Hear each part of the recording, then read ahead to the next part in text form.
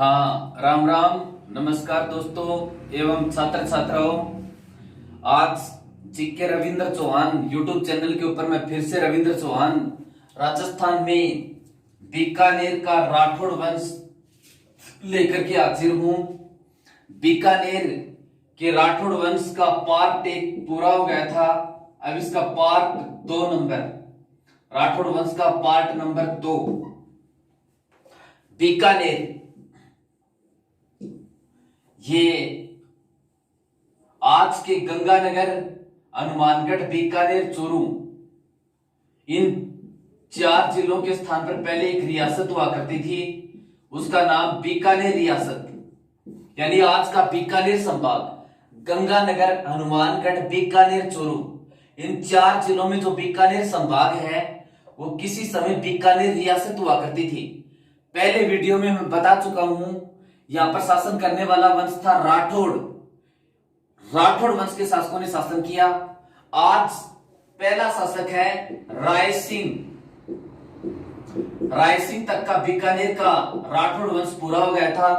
सबसे पहले राय सिंह का जन्म तो 1541 के अंदर हुआ था, लेकिन इस शासक का बना ये 27 सितंबर 1574 से और 1612 तक रहे। ये 25 सितंबर 1574 से 1612 तक बीकानेर के शासक रहे। कौन? राय सिंह। अब देखो राय सिंह के ऊपर क्या क्या प्रश्न बनते हैं। एक तो इसका राज्यारोहण कब हुआ था? 1574 के अंदर इसका राज्यारोहण हुआ। इसके ऊपर अगला प्रश्न, मुगलों का सबसे विश्वास पात्र या सबसे नजदीकी सर्वोच्च सेनापति था आमेर का मानसिंह प्रथम। प्रश्न पूछे, मानसिंह प्रथम के बाद मुगलों का दूसरा सर्वोच्च सेनापति, तो ये कौन था? राय सिंह। मुगलों का दूसरा सर्वोच्च सेनापति और सबसे बड़ा सेनापति या छोटा सेनापति, इस बात का पता किससे चलता है? पहले मनसब दिए जाते थे, मनसबदारी प्रथा, सैनिक दिए जाते थे, उनको मनसब कहा जाता था, एक पद होता था। इस मनसबदारी प्रथा की शुरुआत जहांगीर ने की थी। तो इसको कितने मनसब मिले? अकबर ने की थी। इसको कितने मनसब मिले? 5000 अधिकतम, और 5000 बढ़ाकर इसके किसने किए थे? जहांगीर ने। मनसबदारी प्रथा की शुरुआत तो की थी अकबर ने। अकबर के बाद में राजा जहांगीर बना, तो जहांगीर ने इसकी संख्या में और बढ़ा दी। यानी मुगलों का दूसरा सर्वोच्च मनसबदार या दूसरा सर्वोच्च सेनापति कौन था? बीकानेर का राय सिंह। पहला था आमेर का मानसिंह फर्स्ट, सबसे बड़ा सेनापति। अब देखो जूनागढ़ दुर्ग, ये जूनागढ़ दुर्ग कहां पर है? बीकानेर में। और जूनागढ़ दुर्ग का निर्माण किसने करवाया था? जूनागढ़ दुर्ग का निर्माता, तो निर्माता राय सिंह। जूनागढ़ दुर्ग कहां पर है? बीकानेर में। इसका निर्माण किसने करवाया था? राय सिंह ने करवाया था। और राय सिंह का एक मंत्री था करमचंद। करमचंद, उस करमचंद की देखरेख में करवाया था। और यहां पर एक प्रशस्ति भी लिखवाई। इस प्रशस्ति को क्या कहते हैं? राय सिंह प्रशस्ति। जूनागढ़ दुर्ग के ऊपर राय सिंह ने एक प्रशस्ति लिखवाई थी। इस प्रशस्ति को क्या कहते हैं? राय सिंह प्रशस्ति। तो राय सिंह प्रशस्ति कहां पर है? जूनागढ़ दुर्ग के ऊपर है। फिर देखो इसको, ये राजा बीकानेर का तो बना 1574 के अंदर। इसको 1572 के अंदर अकबर ने जोधपुर का सूबेदार बनाया था। अकबर ने यहां पर जोधपुर का सूबेदार बनाया था, ये जोधपुर। और जब अकबर ने 1570 के अंदर नागौर दरबार लगाया था, यहां पर 1570 में नागौर दरबार लगाया, तो जोधपुर का रामचंद्र सेन दरबार में पहुंच तो गया, लेकिन वापस आ गया था, अधीनता स्वीकार नहीं की। इस बात को लेकर के अकबर ने इसके ऊपर चढ़ाई कर दी और ये जीत लिया था। जोधपुर मारवाड़ को जीत लिया था। और मारवाड़ को जीतने के बाद उसको सेनापति किसको बनाया? बीकानेर के राय सिंह को। ये कल्याणमल का पुत्र था, 1572 में राजा नहीं बना था। तो 1572 में बीकानेर का सूबेदार नियुक्त या बनाया गया, एक ही मतलब है। इस प्रश्न को इस तरह भी पूछ सकते हैं, बीकानेर का वह शासक यानी रियासत तो ये जिसने कुछ समय तक जोधपुर के अंदर भी शासन किया, तो उसका उत्तर भी क्या होगा, राय सिंह। या बीकानेर का वह शासक जो जोधपुर का सूबेदार नियुक्त किया गया, तो इसका उत्तर भी क्या होगा, राय सिंह। फिर देखो इसके काल में अकाल पड़ गया, अकाल पड़ गया तो इसने जनता के खाने पीने की इतनी अच्छी व्यवस्था कर दी, यानी एक तरह से दानी हो गया ये। तो इतिहासकार मुंशी देवी प्रसाद ने इसको राजपूताने का करण कहा। तो रायसिंह का उपनाम राजपूताने का करण। रायसिंह को राजपूताने का करण किसने कहा, मुंशी देवी प्रसाद ने कहा। रायसिंह को राजपूताने का करण किसने कहा, मुंशी देवी प्रसाद ने कहा। बीकानेर के राजपूताना किसे कहते थे, यह राजस्थान का पूरा क्षेत्र राजस्थान से पहले राजपूताना कहलाता था। और राजपूताने का करण यानी इस पूरे क्षेत्र का करण किसको कहा, मुंशी देवी प्रसाद ने बीकानेर के शासक रायसिंह को कहा राजपूताने का करण। ठीक है, अब देखो ये एक अच्छा कवि भी था, इसने कौन कौन सी रचनाएं लिखी थी, इसके ग्रंथ कौन कौन से, रायसिंह द्वारा लिखित ग्रंथ बाल बोधिनी, बाल बोधिनी। ये बाल बोधिनी क्या है, रायसिंह ने ज्योतिष का रतनमाला ग्रंथ है, उस रतनमाला के ऊपर टीका थी, यानी उस रतनमाला का इसने अनुवाद किया। तो ये क्या है, ज्योतिष ग्रंथ रतन माला का अनुवाद। तो बाल बोधिनी रायसिंह की पुस्तक, ये ज्योतिष ग्रंथ रतनमाला का अनुवाद है, रतनमाला के ऊपर ये टीका है। दूसरी पुस्तक इसकी है रायसिंह महोत्सव, रायसिंह महोत्सव। ये रायसिंह महोत्सव पुस्तक ये भी किसकी है, रायसिंह की, रायसिंह महोत्सव। अब देखो इसके ऊपर और क्या प्रश्न बनते हैं। काबुल का शासक था मिर्जा हकीम, मिर्जा हकीम जो अकबर का सौतेला भाई था, उसने 1580 में विद्रोह किया। तो उस विद्रोह को दबाने के लिए प्रश्न ये पूछे कि अकबर ने फिर किसको भेजा था, रायसिंह को भेजा था, और रायसिंह विद्रोह को दबाने में सफल भी रहा। ये देखो पाकिस्तान है, ये अफगानिस्तान है, अफगानिस्तान की राजधानी है जो आजकल काबुल है, और काबुल का शासक था मिर्जा हकीम, काबुल का शासक था मिर्जा हकीम। उसने विद्रोह कर दिया, और उस विद्रोह को दबाने के लिए उसने विद्रोह कब किया था, 1580 के अंदर किया था। और विद्रोह को दबाने के लिए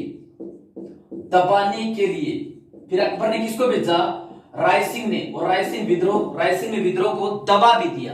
तो देखो काबुल के शासक मिर्जा हकीम ने अकबर के समय में जब विद्रोह किया, तो उस विद्रोह को किस शासक ने दबाया था, रायसिंह ने दबाया था। या अकबर ने किसको भेजा था, रायसिंह को भेजा था। फिर देखो ये चंद्रसेन जो मारवाड़ का शासक था, चंद्रसेन मारवाड़ है ये, और मारवाड़ का शासक था चंद्रसेन। चंद्रसेन 1570 में नागौर दरबार में उपस्थित तो हुआ, लेकिन उसने अकबर की अधीनता स्वीकार नहीं की। फिर चंद्रसेन के भाई राम और उदय सिंह ने अकबर को अजमेर के सूबेदार हुसैन कुली खां को जोधपुर पर अधिकार हेतु भेजा। तो चंद्रसेन के भाई राम व उदय सिंह की प्रार्थना पर अकबर ने अजमेर के सूबेदार हुसैन कुली खां को जोधपुर पर अधिकार के लिए भेजा। इसकी मध्यस्थता भी किसने की थी, रायसिंह ने की थी। ठीक है, फिर देखो इस रायसिंह की मृत्यु कब हुई, 21 जनवरी 1612 को। इसकी मृत्यु 21 जनवरी 1612 को कहां पर, बुरहानपुर नामक स्थान के ऊपर इसकी मृत्यु हुई थी, जो है कहां पर, दक्षिणी भारत के अंदर है। रायसिंह इसकी मृत्यु कब हुई थी, 21 जनवरी 1612 को बुरहानपुर, और बुरहानपुर है कहां पर? दक्षिणी भारत में। जब ये राय सिंह दक्षिणी भारत के अंदर गया था तो राय सिंह ने दक्षिण भारत के अंदर एक पेड़ देखा, फोक का पेड़। फोक का पेड़ यहां पर दक्षिण भारत के अंदर देखा इसने। तो फोक के पेड़ को देख करके इसने एक बात कही थी, दोहा कहा था कि तू संदेशी रूखड़ा, मैं परदेसी लोग, माने अकबर तेड़िया, क्यों तू आयो भोग। तू संदेशी रूखड़ा, ये कहा था।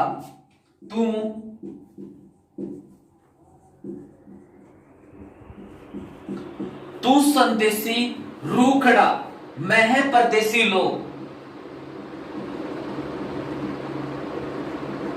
तू संदेशी रूखड़ा, मैं है परदेसी लोग, माने अकबर तेड़िया।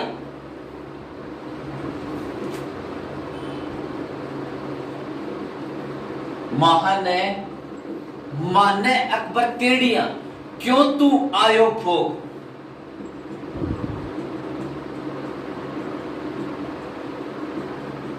क्यों तो आयो भोग किसने कहा था? राय सिंह ने। एक बार फिर से देखते हैं, ये राय सिंह बीकानेर का शासक, इसका राज्याभिषेक कब हुआ था? 25 सितंबर 1574 को। 1574 से 1612 तक रहे राय सिंह बीकानेर का शासक। बीकानेर में कौन से वंश का शासक? राठौड़ वंश का शासक। मुगलों का दूसरा सर्वोच्च सेनापति, मुगलों का सबसे बड़ा सेनापति था मानसिंह प्रथम, जयपुर का शासक। और मुगलों का दूसरा सर्वाधिक विश्वास पात्र या दूसरा सबसे बड़ा सेनापति बीकानेर का राय सिंह। बीकानेर के अंदर जुन्नागढ़ दुर्ग का निर्माण किसने करवाया था? राय सिंह ने। और करमचंद की देखरेख में इसका निर्माण करवाया था। फिर इसके अंदर एक सामने प्रशस्ति लिखवाई, उस प्रशस्ति को क्या कहते हैं? राय सिंह प्रशस्ति। तो राय सिंह प्रशस्ति किस दुर्ग के ऊपर? जुन्नागढ़ दुर्ग के सामने। और किस जिले में? बीकानेर में। 1572 के अंदर अकबर ने जोधपुर को जीत करके, और जोधपुर की जिम्मेदारी किसको दी थी? राय सिंह को। तो 1572 में बीकानेर का सूबेदार नियुक्त किया गया। राजपुताने का कर्ण इसको किसने कहा? मुंशी देवी प्रसाद ने। दानी होने के कारण से इसके काल में अकाल पड़ गया था, फिर इसने जनता के भले के लिए बहुत ज्यादा दान दिया। इसकी पुस्तक बाल बोधिनी ज्योतिष ग्रंथ रतनमाला के ऊपर टिक्का है। रतनमाला ज्योतिष का एक ग्रंथ है, उसके ऊपर बाल बोधिनी टिक्का है। और किसने लिखी? राय सिंह ने। इसकी दूसरी पुस्तक राय सिंह महोत्सव है, ये इसकी दूसरी पुस्तक है। फिर देखो 1580 के अंदर ये यहाँ पर पड़ता है अफगानिस्तान में काबुल में अकबर के सौतेले भाई मिर्जा हकीम ने विद्रोह कर दिया था। इस विद्रोह को दबाने के लिए यहाँ पर ये बीकानेर पड़ता है। इस विद्रोह को दबाने के लिए बीकानेर के शासक किसको भेजा? राय सिंह को। और राय सिंह विद्रोह को दबाने के अंदर सफल भी रहा, यानी उत्तर भारत के अंदर गया। फिर ये दक्षिण भारत के अंदर इसकी मृत्यु 21 जनवरी 1612 को दक्षिण भारत के अंदर इसकी मृत्यु हुई थी। कहां पर? बुरहानपुर में इसकी मृत्यु हो गई थी। जब ये दक्षिण भारत के अंदर गया हुआ था तो उसने एक पेड़ देखा, फोक का पेड़, जो मरुस्थलीय क्षेत्रों में होता है। और फोक का पेड़ देखकर इसने कहा था बीकानेर के राय सिंह ने कि तू संदेशी रूखड़ा, मैं परदेसी लोग, माने अकबर तेड़िया, क्यों तू आयो फोक। इस तरह से राय सिंह हो गया। तो राय सिंह के ऊपर जो ज्यादा इंपॉर्टेंट पर्सन है वो ये है बीकानेर का वह शासक जो कुछ समय तक जोधपुर का भी शासक रहा या प्रशासक रहा, राय सिंह। मुगलों का दूसरा सर्वोच्च सेनापति कौन था? राय सिंह। इसको 5000 मनसब किसने प्रदान किए थे? जहांगीर ने प्रदान किए थे। जुन्नागढ़ दुर्ग का निर्माण किसने करवाया था? राय सिंह ने करवाया था। ठीक है। और बीकानेरी जो चित्रकला शैली है, इसकी शुरुआत भी राय सिंह के टाइम से ही मानी जाती है। और बीकानेरी चित्र शैली का जो प्राचीनतम ग्रंथ है वह भागवत पुराण, वो राय सिंह के समय का है। तो बीकानेर चित्र शैली, जो चित्र शैली है बीकानेर चित्र शैली, इसकी शुरुआत किसके समय से मानी जाती है? राय सिंह के समय से मानी जाती है।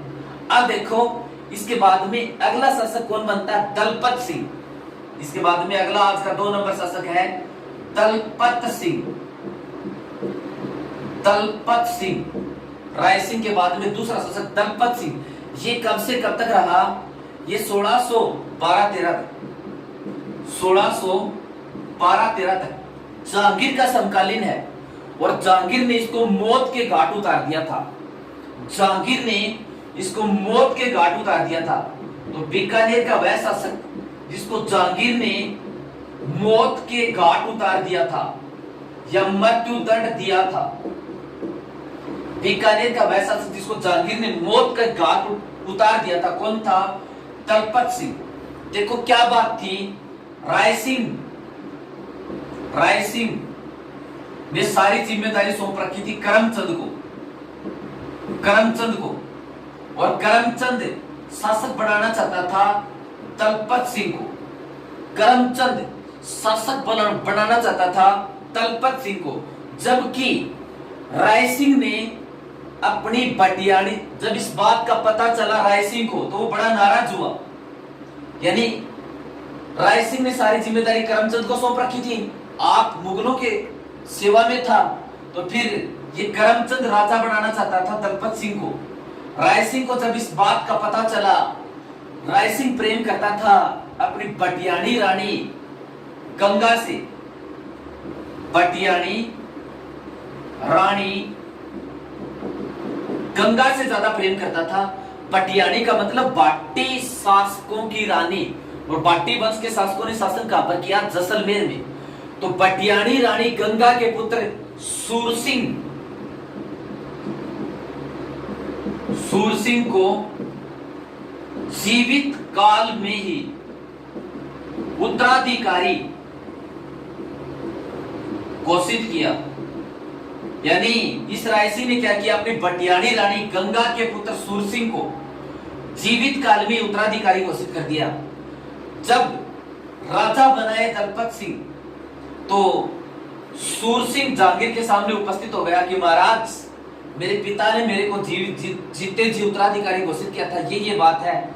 तो जहांगीर इस बात से नाराज हो गया, इसकी बात को कैंसिल कर दी और राजा किसको बना दिया? दलपत सिंह को ही राजा बना दिया।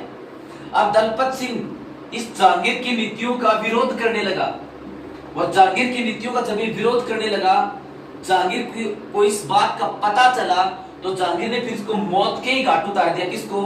दलपत सिंह को। और फिर बाद में राजा किसको बनाया? सूरसिंह को। तो इसके बाद में राजा कौन बनता है? सूरसिंह। तो देखो सूरसिंह कौन हो गया? सूरसिंह कौन हो गया? रायसिंह का तो पुत्र है ये सूरसिंह। और सूरसिंह 1613 से 31 तक रहा। 1613 से, और सूरसिंह कब तक रहा?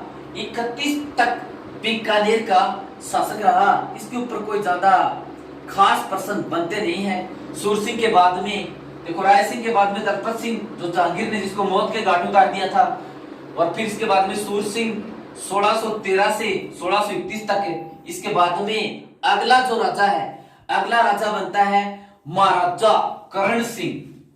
महाराजा करण सिंह, इसके ऊपर कई पर्सन बनते हैं। महाराजा करण सिंह ये कब से कब तक रहा? पहला तो ये महाराजा करण सिंह सबसे पहले ये कब से कब तक रहा? 1631 से 69। 1631 से 69 तक रहा। ये सूरसिंह का पुत्र था। इससे पहले जो सूरसिंह था, ये सूरसिंह का पुत्र था। अगला राजा है करण सिंह, और करण सिंह कौन था? ये सूरसिंह का पुत्र था करण सिंह। इसके टाइम में एक घटना बहुत जबरदस्त घटती है, जिसको मतीरों की राड़ कहते हैं। मतीरों की राड़, यानी मतीरे के लिए राड़ हो गई थी। इसके टाइम में एक घटना बहुत जबरदस्त घटती है, मतीरों की लड़ाई हो गई थी, जिसको मतीरों की राड़ या मतीरों की राड़ कहते हैं। तो मतीरों की राड़, मतीरों की राड़ ये हुई कब थी? 1644 के अंदर।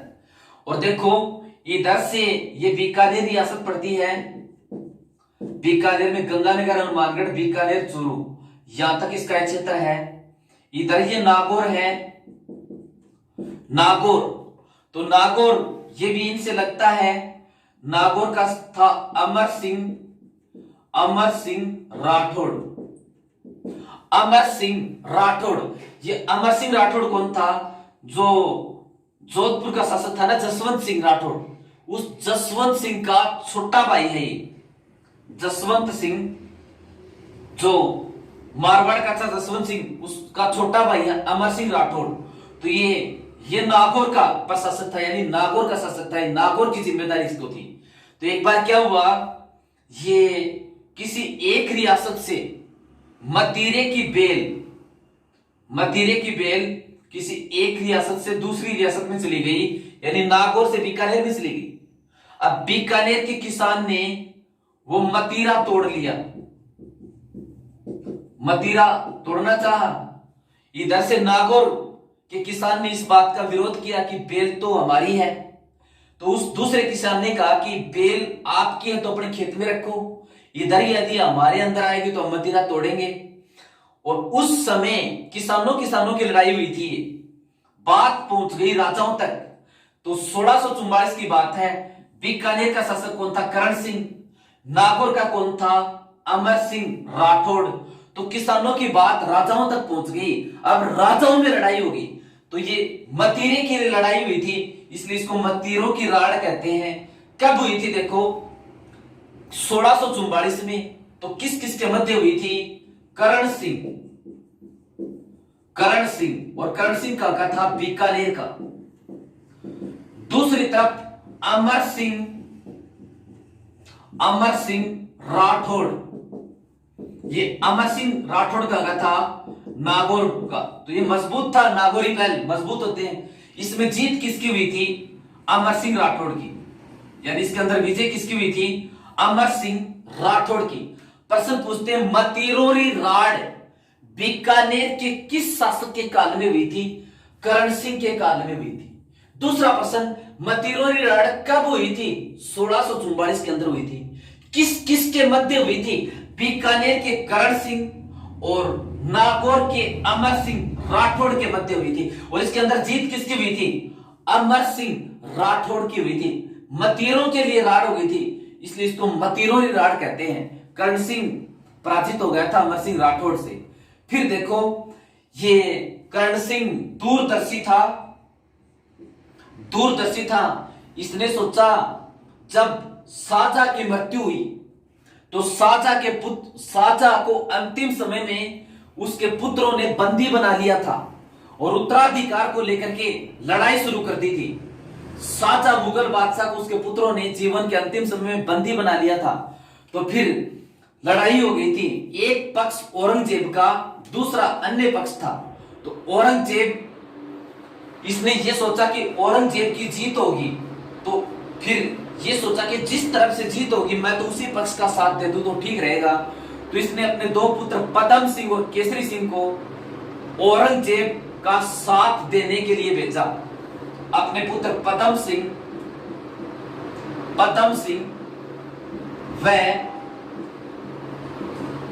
केसरी सिंह को औरंगजेब का साथ देने भेजा। जिसमें उत्तराधिकार की लड़ाई में यानी जब उसकी शाहजहां को अपने पुत्रों ने जिंदे जी और कैद कर लिया था, नजरबंद कर दिया था। और औरंगजेब, एक पक्ष औरंगजेब का, दूसरा पक्ष वो दारा सिखों का। तो औरंगजेब और दारा सिखों के मध्य लड़ाई हुई, जिसने अपने पुत्र पद्म सिंह और केसरी सिंह को औरंगजेब का साथ देने के लिए भेजा था। और ये बात इसको बहुत काम आई, इससे औरंगजेब के नजदीक हो गया और फिर औरंगजेब ने इसको किसी भी प्रकार से परेशान नहीं किया। ठीक है, अब देखो, ये इस बात से खुश होकर के जो अपने राजस्थान के राजपूत शासक, उनको उज्बेकों ने कभी परेशान नहीं किया, क्योंकि औरंगजेब का ये नजदीकी था। तो राजपूत शासकों ने फिर खुश होकर के इसको एक उपाधि प्रदान की थी, जंगलधर बादशाह। तो इसकी उपाधि कौन सी है? जंगलधर बादशाह।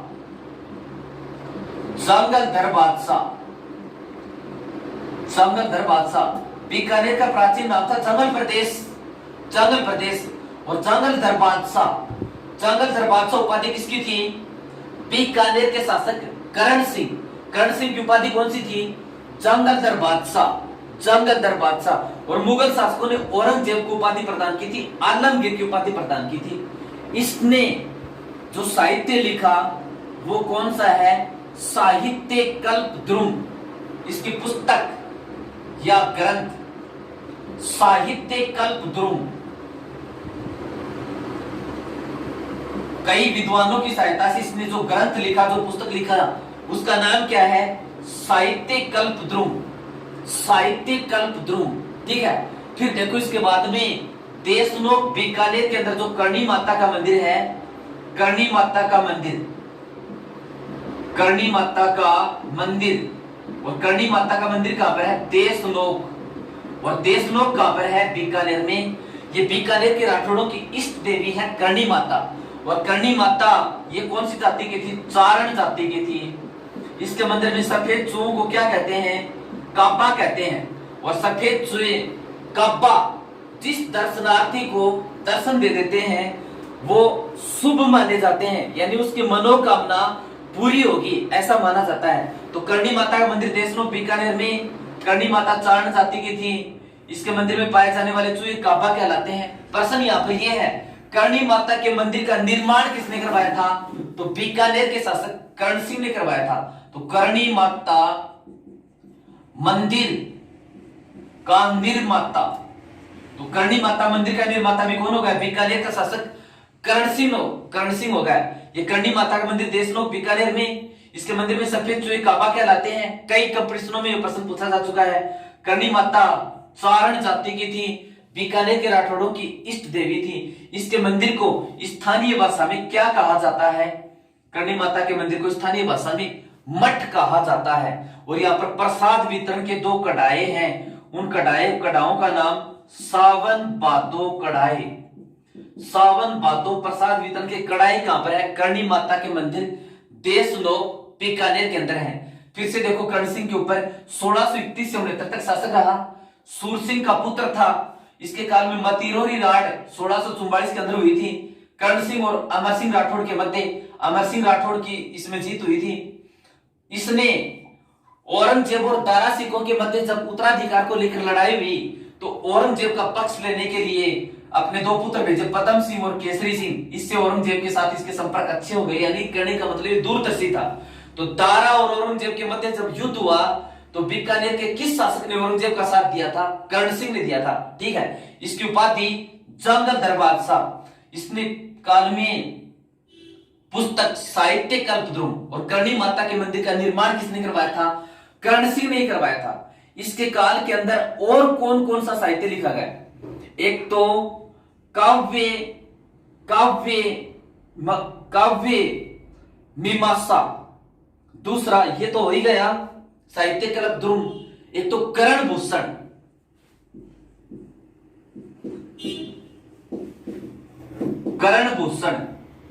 और कर्ण भूषण नामक ग्रंथ किसने लिखा था? ये गंगाधर मैथिली ने। और गंगाधर मैथिली ने एक पुस्तक और भी लिखी थी, ये काव्य कामिनी। तो इसका लेखक देखते हैं, गंगाधर मैथिली। कर्ण भूषण नामक ग्रंथ किसने लिखा था? गंगाधर मैथिली। एक पुस्तक और भी लिखी गई थी, ये कर्ण संतोष और कर्ण संतोष नामक पुस्तक, यानी ये ग्रंथ किसने लिखा था? कवि मुद्रगल ने ये ग्रंथ लिखा। कौन सा? कर्ण संतोष। तो साहित्य कल्पद्रुम इसने कवियों से संकलित करवाया, साहित्य कल्पद्रुम कर्ण सिंह ने। और कर्ण भूषण लिखा था गंगाधर मैथिली ने, कर्ण भूषण लिखा। कर्ण संतोष लिखा कवि मुद्रगल ने। कर्ण संतोष किसने लिखा? कवि मुद्रगल ने।